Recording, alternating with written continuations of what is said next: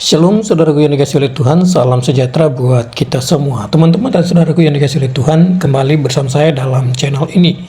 Doa dan harapan saya, Tuhan Yesus memberkati Bapak, Ibu, dan saudara-saudara sekalian.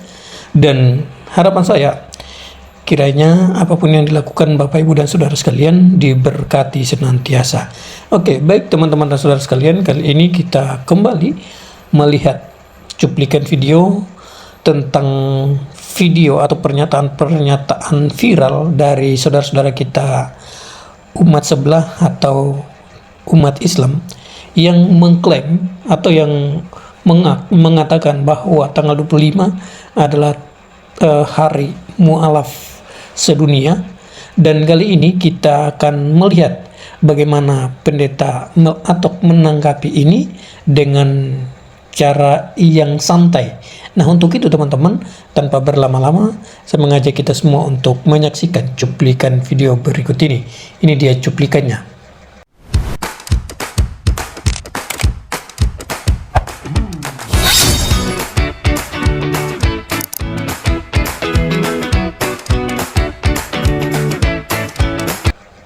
Tanggal 25 Desember kita nyatakan akan mualaf. Kalau orang sadar, orang mengerti, orang cerdas, orang punya pikiran, tanggal 25 Desember bukanlah hari lahirnya Yesus Christ, maka ini justru lahirnya. Kembalilah kalian ke Islam yang sebenarnya. Jadilah mualaf yang sebenarnya.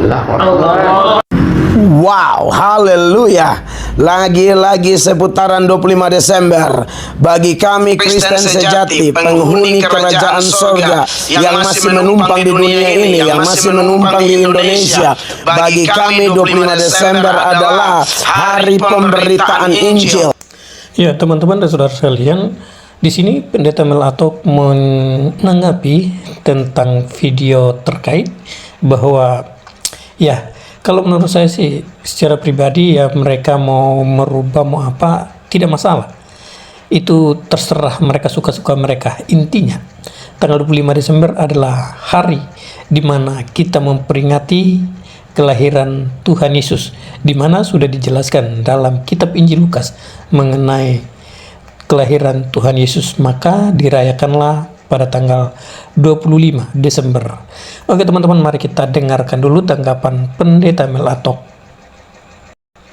Senada dengan seruan malaikat pada Natal pertama di dalam Lukas pasal 2 ayat 11. Hari ini telah lahir bagimu juru selamat, Kristus Tuhan di kota Daud. Haleluya. Dia adalah satu-satunya juru selamat dunia. Sejak lahir menurut Lukas 2 ayat 11, dia adalah Tuhan. Bahkan sebelum dia lahir pun Yesaya telah menubuatkan dalam Yesaya pasal 9 ayat 5 dan 6 bahwa dia adalah Bapa yang kekal, penasehat ajaib, dia Raja damai, dan dia El Gibor, Allah yang perkasa. Sebelum lahir dia adalah Allah, waktu lahir Lukas 2 ayat 11 dia adalah Tuhan. Haleluya. Dan kami juga mau di 25 Desember ada seruan-seruan tegas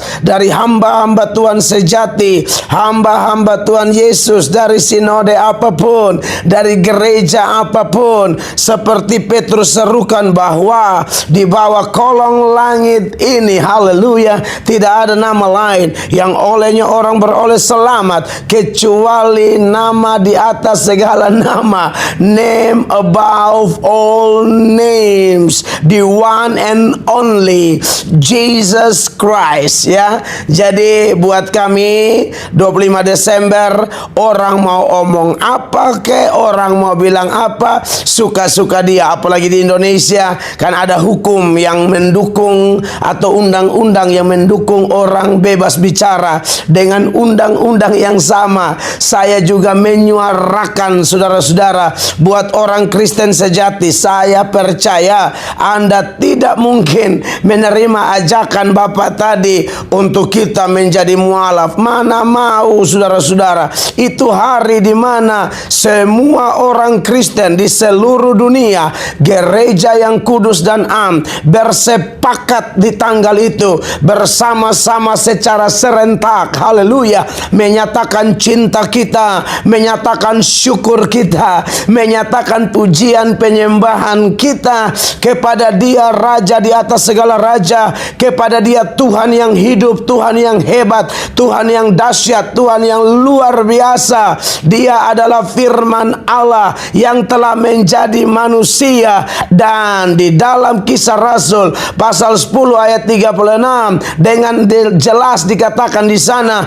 Dia bukan hanya Tuhan untuk kelompok tertentu, bangsa tertentu, tapi Dia Tuhan semua orang. Dan semua orang yang menolak Yesus sebagai Tuhan, di 25 Desember akan ada seruan penuh kasih, akan ada seruan penuh kuasa, bahwa di bawah kolong langit ini hanya Yesus Kristus, satu-satunya Tuhan dan Juru Selamat. Dan seturut Matius pasal 25 mulai ayatnya yang ke-31, 32, 33, kita dapati di sana pada waktu Tuhan Yesus Kristus datang kembali, haleluya, Dia akan kumpulkan semua bangsa dan semua bangsa akan menghadap di hadapannya. Dan kalau kita bandingkan dengan Filipi pasal 2 ayat 10 dan 11, haleluya, setiap lutut akan bertelut, semua lidah akan mengaku bahwa Yesus Kristus adalah Tuhan bagi kemuliaan Allah Bapa. Waktu itu setiap lutut yang di langit, di bumi, di bawah bumi, semua akan berlutut. Semua lidah yang di langit, di bumi, di bawah bumi akan mengaku bahwa Yesus adalah Tuhan. Ada yang mengaku dengan penuh cinta, mengaku dengan penuh syukur, penuh bahagia, karena dia dianugerahi oleh Tuhan iman yang luar biasa, tak tergoyahkan dengan ajakan-ajakan seperti tadi. Bagi dia sekali Yesus tetap Yesus, sekali menyembah Yesus sebagai Tuhan, dia akan tetap menyembah Yesus sebagai Tuhan, dia akan melayani Yesus sebagai Tuhan, dan dia akan ajak orang-orang untuk percaya kepada Yesus yang adalah Tuhan. Tetapi juga nanti saudara-saudara, ada orang yang berlutut dan mengaku secara terpaksa. Waspadalah ya.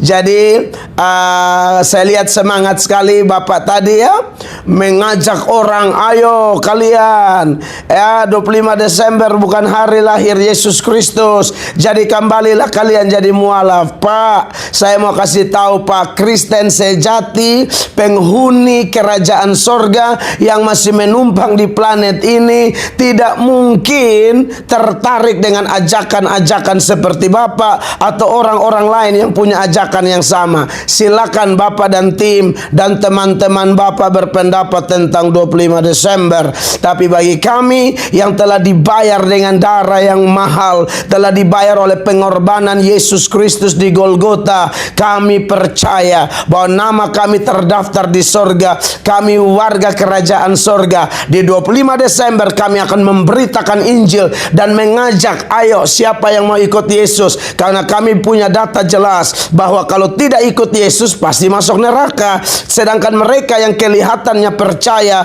tapi kemudian tinggalkan Yesus, sesungguhnya mereka bukan Kristen sejati, sesungguhnya mereka bukan orang pilihan Allah. Dan menurut firman Allah yang kami percaya, yaitu Alkitab dari Kejadian sampai Wahyu, bahwa orang-orang seperti itu adalah bukan orang pilihan Allah.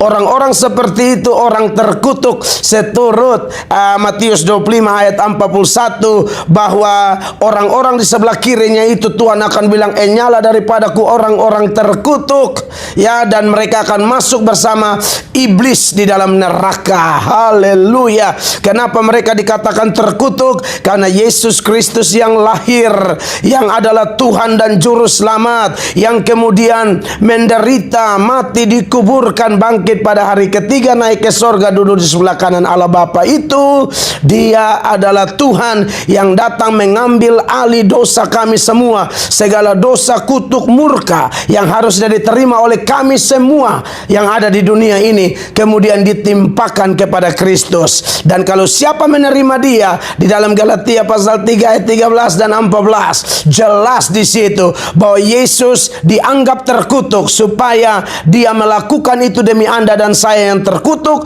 yang mau percaya kepadanya, sehingga pada waktu kita percaya Dia, terima Dia, sembah Dia, layani Dia, beritakan Injilnya, maka Anda dan saya adalah orang-orang yang sudah dibebaskan dari kutuk, bukan lagi orang-orang terkutuk, tapi orang-orang diberkati. Sedangkan Matius 25 ayat 41 itu adalah orang-orang terkutuk. Jadi buat Bapak yang mengajak tadi, kalau Kristen tidak paham apa boleh buat, tapi kalau Kristen yang sudah mengerti, ajakan Bapak sia-sia ya.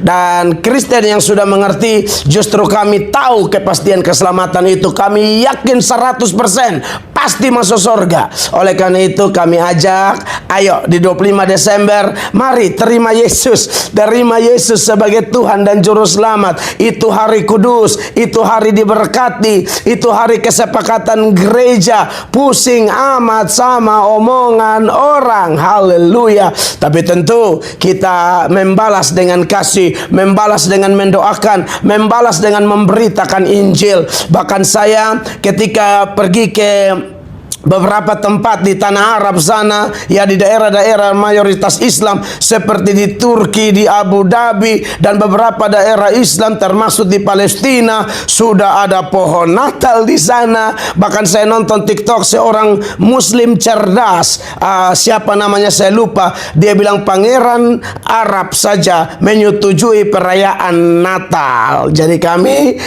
bersyukur buat orang-orang seperti itu. Dan memang Natal harus dirayakan, karena waktu Natal pertama seluruh sorga keluar, malaikat bernyanyi memuji-muji Tuhan.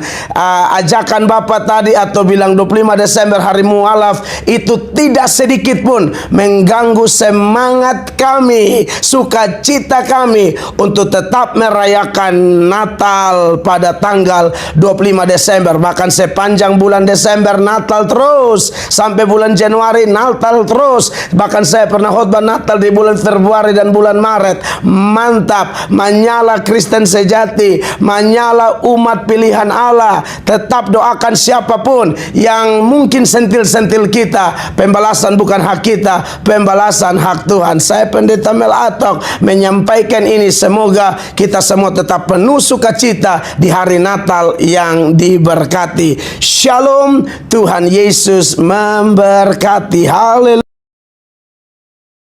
Ya, teman-teman dan saudara sekalian, pesan-pesan yang disampaikan Pak Pendeta Mel Atok ini pesan-pesan yang membuat kita semakin adem ya, semakin memberikan pesan-pesan yang membuat kita semua, terutama bagi mereka-mereka yang masih awam, akan tenang ya.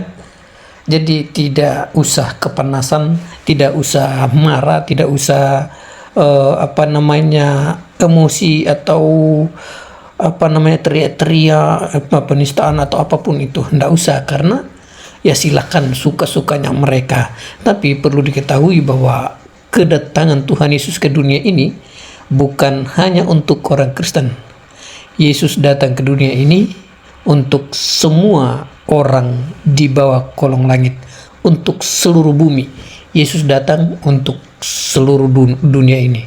Jadi teman-teman dan saudara sekalian, jangan berpikir bahwa ketika mereka berkata bahwa tanggal 25 Desember adalah hari mualaf sedunia, ya silakan aja. Menurut saya, kalaupun mereka menganggap hal itu sebagai hari mualaf sedunia, ya silahkan saja, silahkan. Tapi perlu diketahui bahwa itu mereka hanya halusinasi.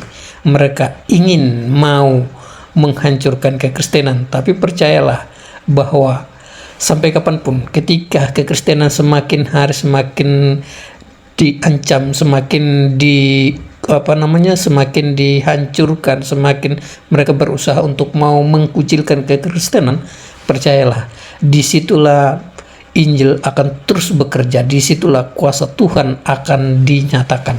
Dan melalui hal-hal tersebut, di sanalah kekristenan akan semakin berkembang pesat. Lihat di negara-negara luar, di mana orang-orang Kristen dipersekusi, orang-orang Kristen semakin disiksa atau seperti apalah begitu. Tapi mereka justru di sanalah perkembangan kekristenan semakin bertumbuh, ya. Oke, teman-teman dan saudaraku yang dikasihi oleh Tuhan, jangan heran, jangan takut dan gelisah. Percayalah kepada Tuhan dan serahkan segalanya itu kepada Tuhan, dan kembalikan semua persoalan-persoalan ini, bawalah kepada Tuhan Yesus, sebab Dia datang bukan hanya untuk umat Kristen, tetapi Ia datang untuk seluruh dunia. Hanya saja barang siapa yang mengaku dengan mulut bahwa Yesus adalah Tuhan dan percaya dalam hati bahwa Ia telah dibangkitkan dari antara orang mati, maka orang itu diselamatkan. Oke, itu saja pesan saya. Kiranya Tuhan Yesus memberkati kita semua. Salam damai sejahtera. Shalom.